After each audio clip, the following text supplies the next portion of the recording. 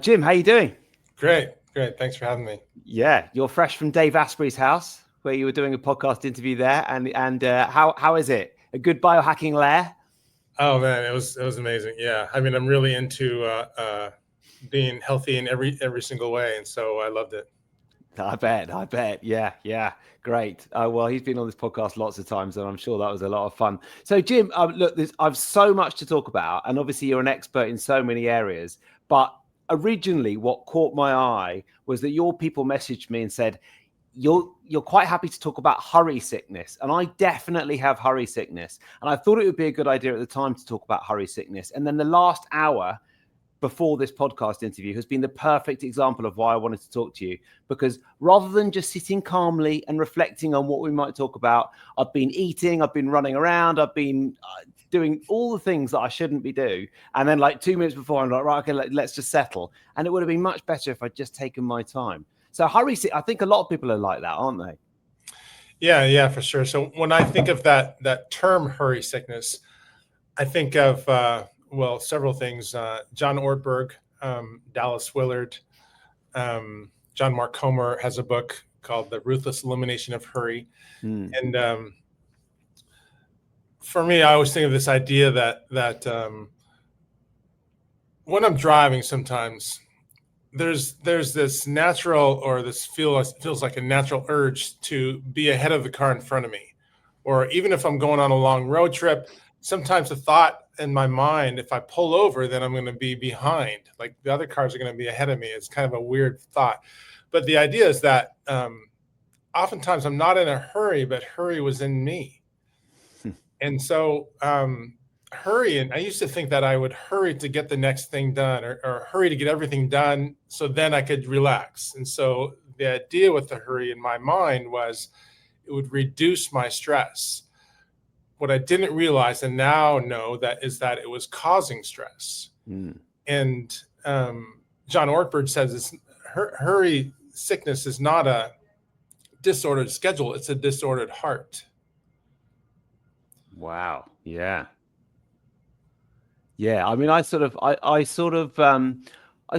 agree, but I don't think I've got a disordered heart personally. But I think I think by ruthlessly eliminating hurry, I can do a lot better. And I feel like when I'm at my best, I don't feel hurried. So that's something to think about. But also, I almost feel like a lot of us wear it as a badge of honor. You know, we sort of say, "How's work?" "Oh, I'm absolutely slammed, but I'm getting on with it." Mm-hmm.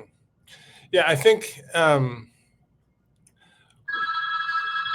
Hold on, my suitcase didn't come yesterday. No problem. You got too much to worry about. You got hurry sickness. Hello.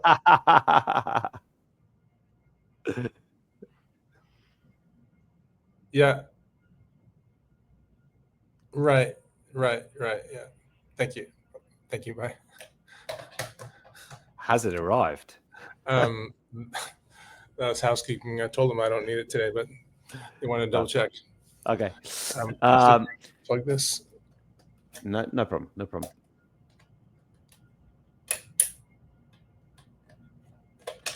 Okay. Yeah. So it's a nice analogy to I think a lot of us can relate with the fact that we might have wanted to overtake the car in front of us for no particular reason, even when we're not in a particular hurry.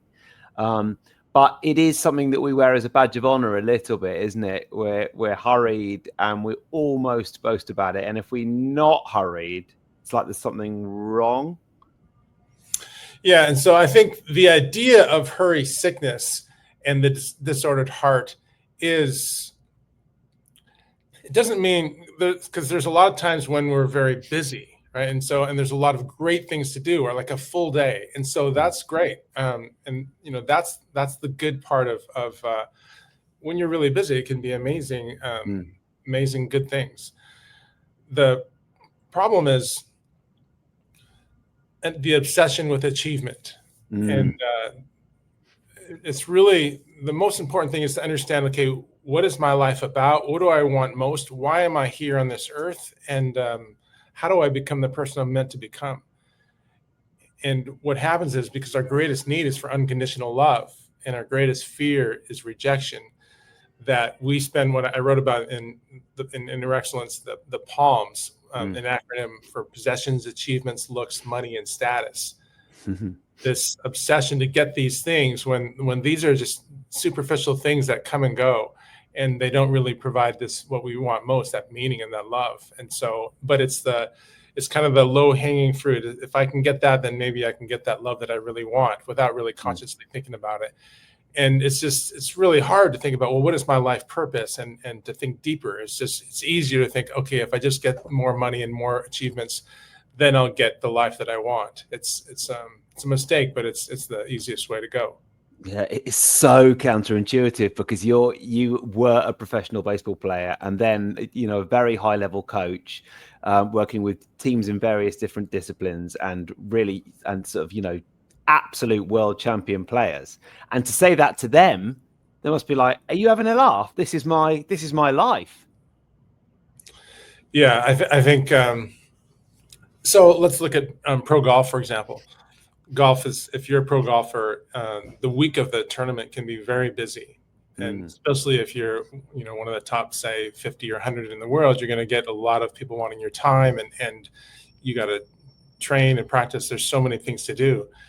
And the idea is not to, in my mind, the way I think of it is, when you're busy and have a lot to do, it's to make sure you understand, well, why am I doing this? Because when you have a very full schedule, it's common that you're going to get thrown off. Someone's not going to show up, or something is going to go unplanned. And it's the unwanted, unexpected that we want to get good at in life. And so it's what I tell my pro golfers is that it's a state of the heart that's the key. Your energy is the key. What's inside you is the key. Not so you can move fast and not be in a hurry. It's because the way I think about it is, hurry is like I said, a state of the heart. And so and I think one way you can identify, am I hurrying, and which is a stressful way to be, or am I just moving quickly, non-stressful? And you can think about it as grace. How am I handling all the different situations that I'm in? If I'm in a hurry, I won't have any grace. I won't have patience. I won't be kind. Those sort of things. I feel like, so really interesting thinking about it from a pro golfer perspective, and almost more interesting thinking about it from a coach perspective. So you've been a pro baseball coach as well as a player. That's right, isn't it? And we're here in Portugal. I know you're hoping to move to Europe at some point as well. And we've got really into the Portuguese football.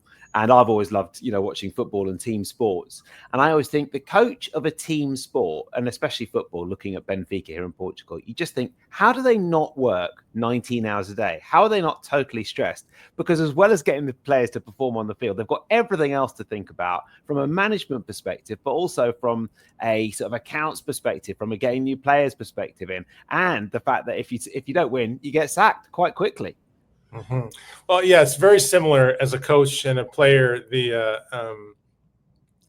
The pressure that you're under. It's also similar to a lot of people around the world. Working two jobs, kids at home that don't have off seasons and don't have coaches.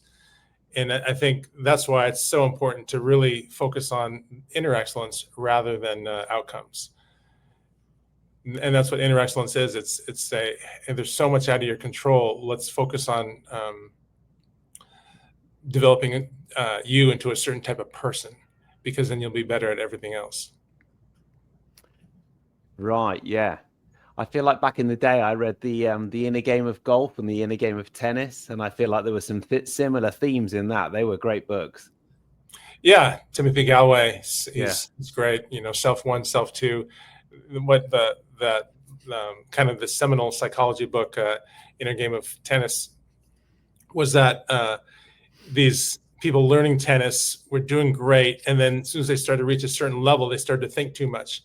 So he told his students, he said, every time the ball bounces, I want you to say bounce, and every time you hit it, I want you to say hit. So it took the mind off of what's going to happen, or what just happened, or I got to do this, or I don't mess this up, to just focusing in the moment, and he saw how much that helped him, and that became kind of a famous book. Yeah, I've definitely done that before as well. And then I worked as a sports TV presenter for 15 years before doing this full time. And after a while, the job became slightly less challenging than it was when I started. So to amuse myself, I decided to keep a log of all the things I thought helped sportsmen and women win. And one of the things that I felt worked the best was actually them wanting it less, which is a little bit similar to what Timothy Galway said now, and I'm sure what you're saying as well. But and I sort of related that to my own life as well. I always want to win so much at sport. I don't win because I want it so much. And chilling out a little bit really helps, and taking oneself away from the outcome and just sort of enjoying the moment. And there's definitely a lesson there, isn't there? Yeah. So there's a couple of things there. Caring less is very hard, but the idea of how do we get there, and that idea is powerful. For example, I was at the Ryder Cup coming up soon here in a little while. Yeah. The pro golf team event, Europe and versus USA. Oh yeah, can't wait for that. So I was at a Ryder Cup event, and a top 10 player in the world told me I'm too attached to my results. And what he meant was, my results mean so much to me that I get so nervous, and it impacts my performance. And so he said, "What do I do?" And I said, imagine that there's a kid who loves lollipops, and he's got a lollipop, and you want to take it away from him, but you don't want to wrestle with it from him. So how do you get that lollipop away from him easily? And what I suggested, I said, well, what if you had a bigger lollipop and you just trade him? And so what kid wouldn't trade the small lollipop for a bigger one? Right? Yeah. So I said, this is what your problem is. You don't have a bigger lollipop than birdies and outcomes. That's the biggest thing for you right now. And if that's the biggest thing and it's not in your full control, now you've got stress. And so you need something bigger than winning. And so it's, in one hand, it's pretty simple to think about. Like, why does someone want $1 million? They're going to take the paper and they're going to put it in the bathtub and roll around in it? No, they don't want the paper. They don't want the $1 million itself. They want what they think it's going to buy them, a house or trips to Portugal, things like that. And so why do you want to win?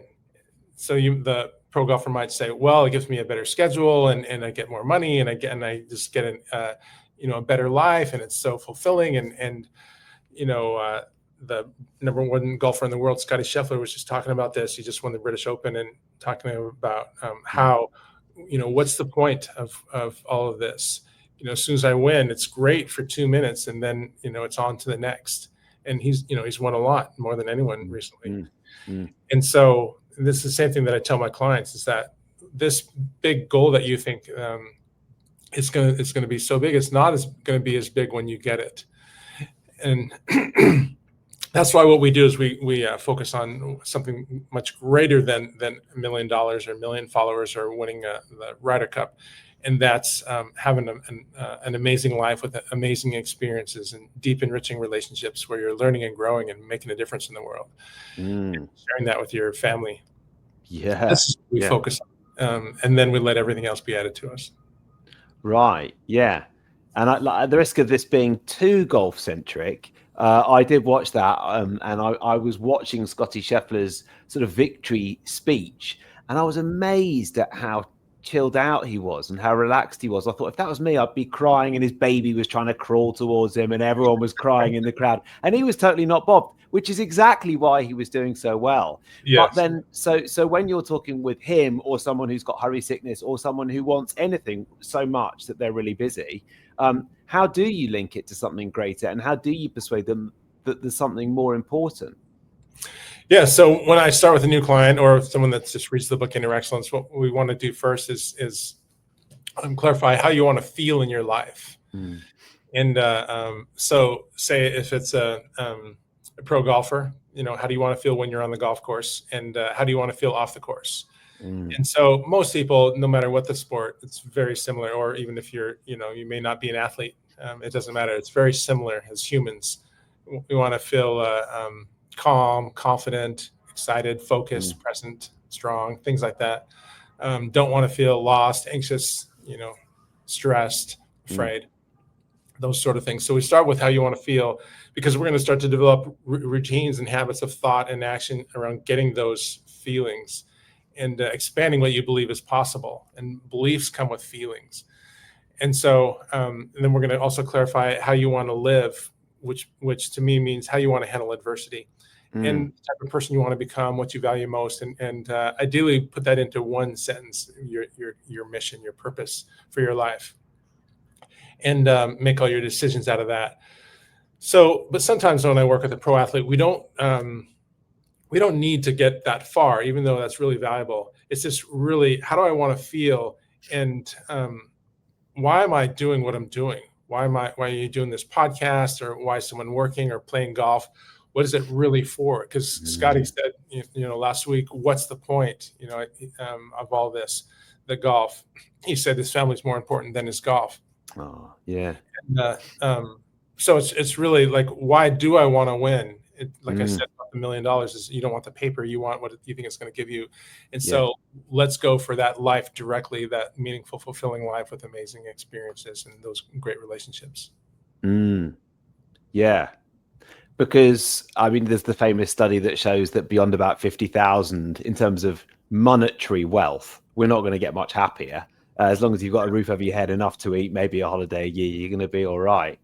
But it's still, in terms of actually sort of concrete sort of achievement, I think about some of the most, quote, successful people I know, and they are not that happy, but they work really, really hard, and they're checking their phone at 3:00 in the morning, and they're where they are because they work really hard. And if they didn't, and if you ask them what it was that's really important to them, they'd obviously say their family. But if they actually stopped working that hard, they might not have that job. Yeah. So redefining success is a big part of inner excellence. What is it that you want most? And so most people will say, I just, like, if you have kids, that I just want my kids to be happy, and I want them. I was just talking to the gal next to me on the plane flying here to New York yesterday, is that, most people will say they just want a better life for their kids. And we both kind of agree that that's kind of an outdated idea, is that, what do you mean a better life for your kids? Like, I mean, unless you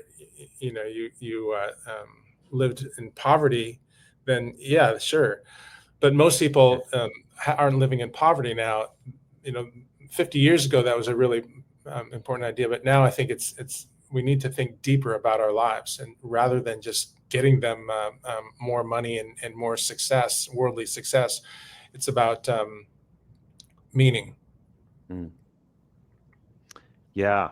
And then obviously the book's done wildly well and was a New York Times bestseller as well. And huge congratulations on that. I'd love to hear a bit more behind the story of why you decided to do that, and some of the other themes in the book, and how it's been received by, I feel like a lot of biohackers are real type A personalities, and so a lot of us need your message, actually. Yeah. So Inner Excellence was first published in 2009 by McGraw-Hill, and then I got the rights in 2018, and then I self-published in 2020. And so this book was 5 years of full-time writing and research in 2003 or 4 for 5 years, and then 2009 it came out. And my story, excuse me, I was a pro baseball player, and my identity was completely wrapped around in my role as a pro athlete. And then I got injured and had to retire, and then I felt like I lost everything. And so my life has been mostly caught up in everything that I'm sharing about inner excellence. Like, this is what happened to me, is that I was obsessed with achievement, with these possessions, achievements, looks, money, status.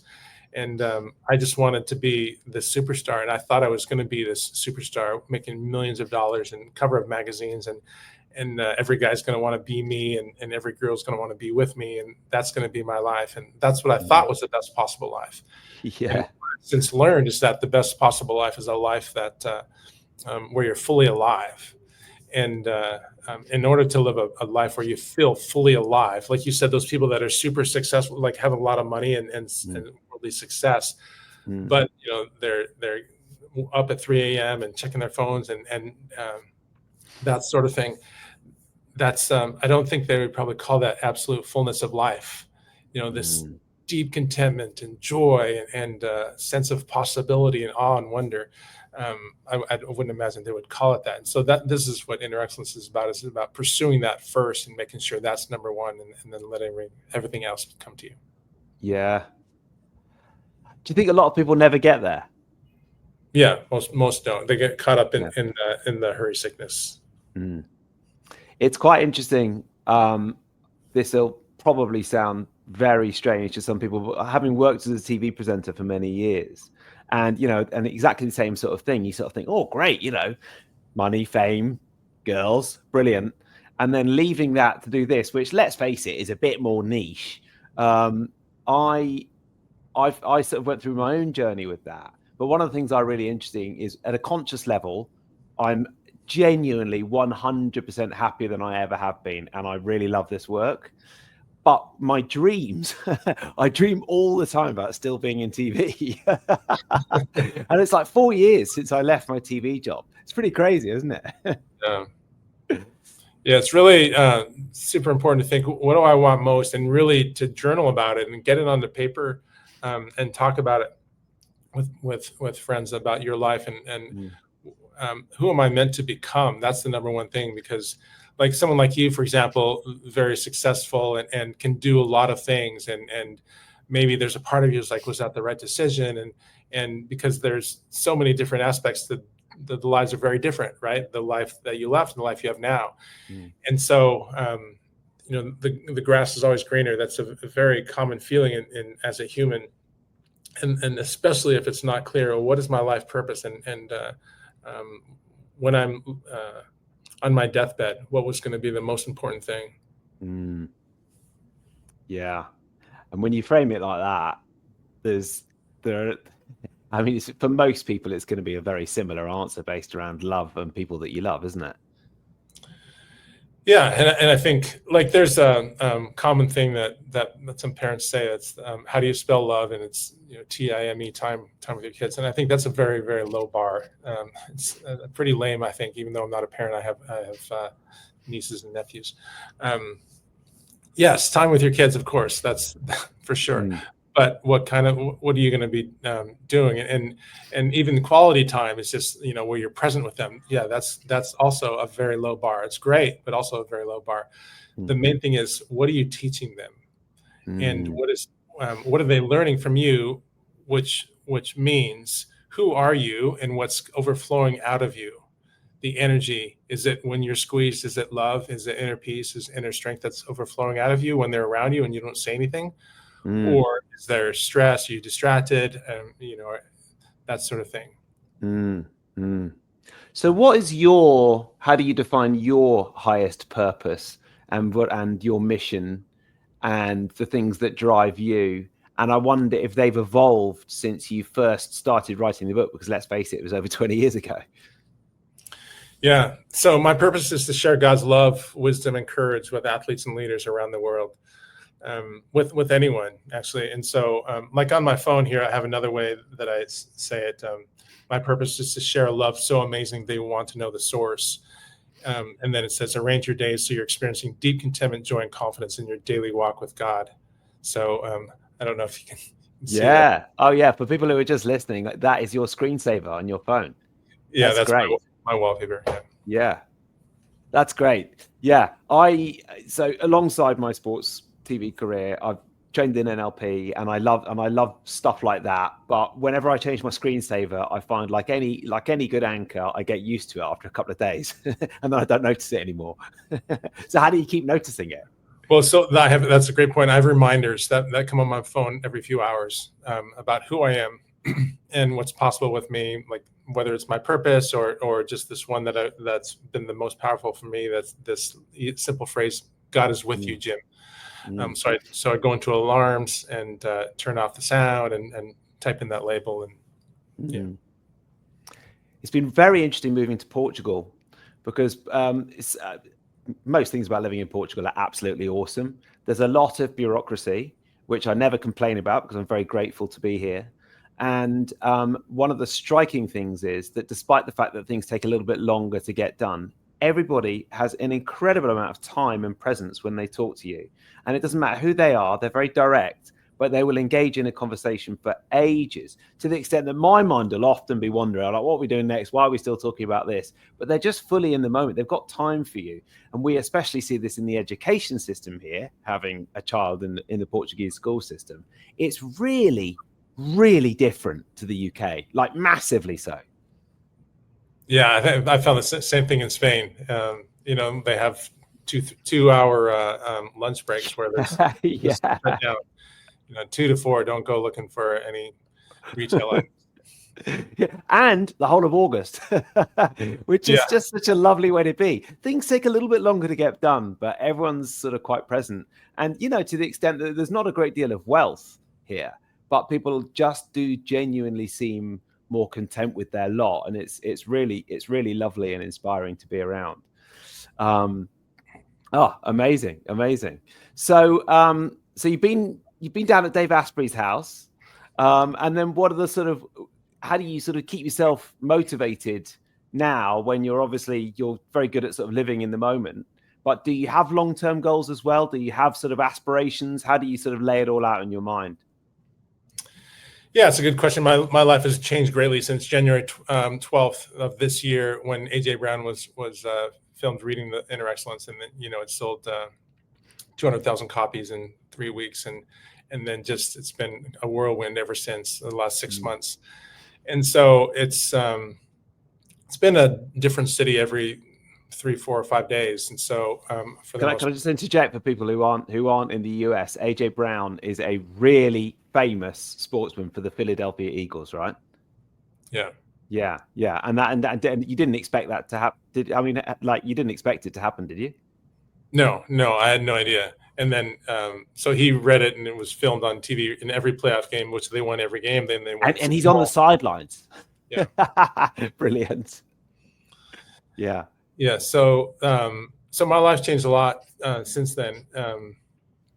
And the purpose, what I realized like early on was it was very overwhelming. And then I realized, and God sharing with me that, look, Jim, your purpose is not going to change. This is not going to change your life as far as the main thing.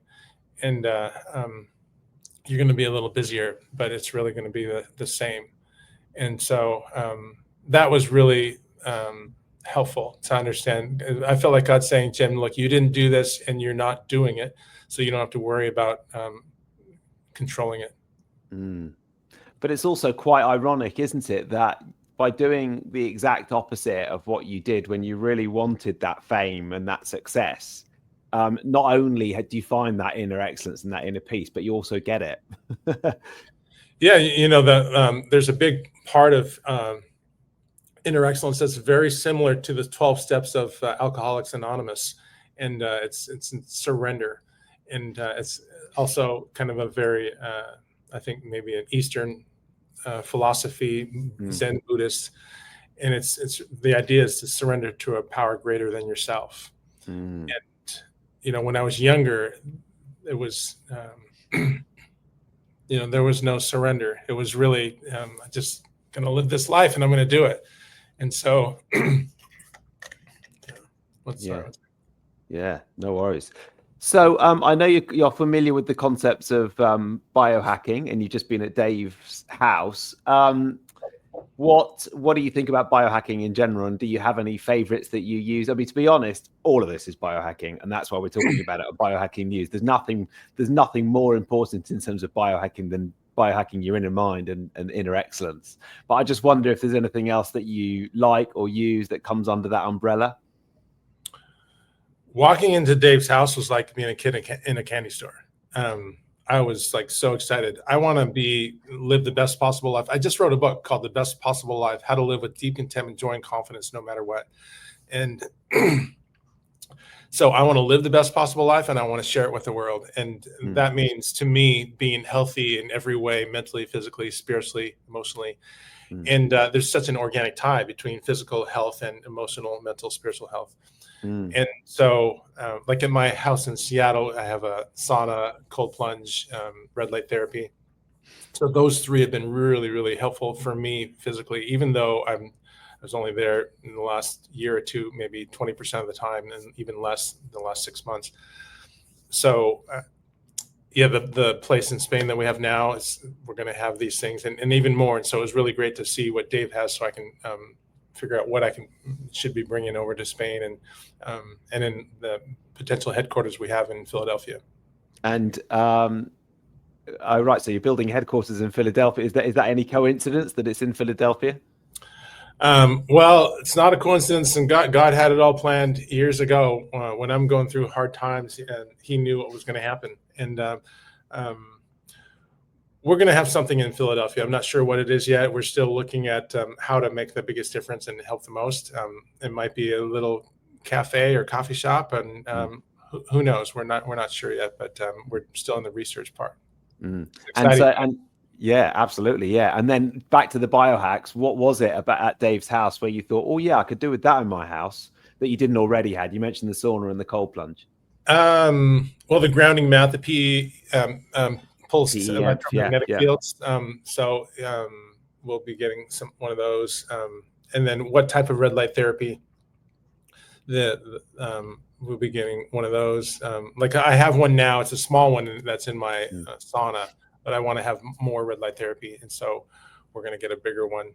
And then he actually has a salt therapy little cage. I don't know if I'll be getting one. He's got many things that he doesn't have to use most of them. But yeah, because everyone sends in them. Yeah. Well, if you need someone good for Spain, we have a friend here in Portugal who's really good at the bespoke saunas and cold plunges, and he comes and installs it himself, and it's all 0 EMF because he's so sensitive to EMF himself. He decided to bring out a whole range of like very cool infrared saunas that are 0 EMF. Wow. Yeah. I love that. Thank you. Yeah. Really cool. And do you? I mean, it sounds like you're very good at surrender, but do you quantify your emotional or physical or mental or even spiritual health? Do you wear things like an Oura ring? Do you like tracking stats? Yeah. I don't know if I'm good at surrender. I would like to be. Like, I don't even know if I'm good at inner excellence. I would like to be. Every day I want to be better at it. And, being human, sometimes it's not very good. But as far as quantifying my physical health, I'll tell you a funny story. We got time for a little story? Of course. Yeah. So May of 2023, I go on this sailing trip in French Polynesia with a couple of friends of mine. There's three of us, the captain and his son and myself. And he grew up in New Zealand, and he grew up on a farm. And before I left for that trip, I was wearing an Oura ring, a bio strap, and the Whoop. And so it was all three. It was kind of like research for my clients, but also myself. I really want to be as healthy as I can. So I wanted to compare the three and see how they compared. And then also, like most people in North America or anywhere now, I guess, I want anything just ordered on Amazon. It gets there within a day or two. So I get on this boat, and I didn't know when I got there until I got there. And he said, "Oh, we're not going to see civilization for 15 days." So there's no ordering anything for 15 days or, even going into the village. Yeah. There is a village to go into. And he was living a very, very simple life, grew up on the farm. And so he had like one article of clothing, and I had a suitcase. I mean, I was in Tahiti for a month, but his life was so simple. And I realized I had this perfectionist quality. And this perfectionism, I since realized it was really limiting my freedom. And it's kind of like fire or fear. Those three things can be very powerful and do a lot. Fear can make you work really hard and make you get up at 3 a.m. and check your email or go run a mile or whatever. And fire can warm you, and perfectionism can make you think of every possible situation, but they can all be very, very dangerous as well. And so I realized that perfectionism that I had was really limiting my freedom. And one of the things that I want to do, and we teach in Inner Excellence, is to live a simple life and remove all that's not you. And I realized that I was getting really caught up in everything that was in too much. And so and I think now it's kind of like Dave, because Dave has all these different so many different biohacks in his house that you got to get into a rhythm that's good for you, and so you don't overanalyze and get too deep into it. But the main idea for me with biohacking is continually wanting to get better in my life and in my physical health, along with every other part of my health. And so that's the main point, I think, of biohacking and trying new things. So at the end of the trip, all the trackers had gone, had they? Yeah, I haven't worn them since. I'll probably get another one soon, but Yeah, that's great. That's really good. Yeah, well, maybe when they start doing something even more impressive than what they already do, you'll be tempted again. But honestly, it's a real pleasure to talk to you. Thank you so much for coming on the podcast. It's a bit of a sort of biohacking special today, and I do feel like this is the thing that biohackers need. So really appreciate you coming on. Where can people find out more about you and follow you and read your book and everything else? Yeah, thanks so much for having me. So you can find me on social media like Inner Excellence, Jim Murphy on Instagram.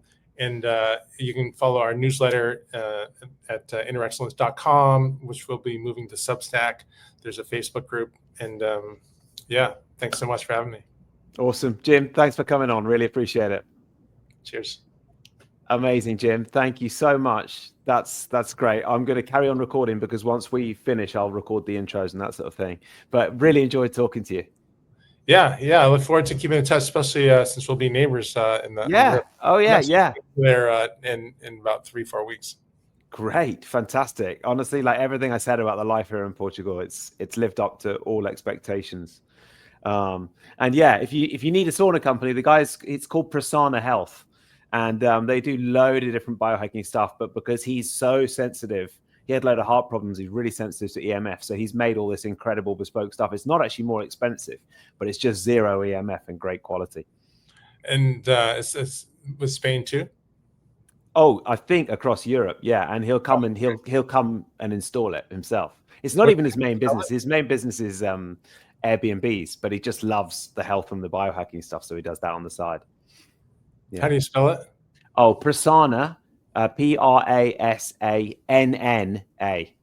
But I'll send a link over as well. Yeah. Perfect.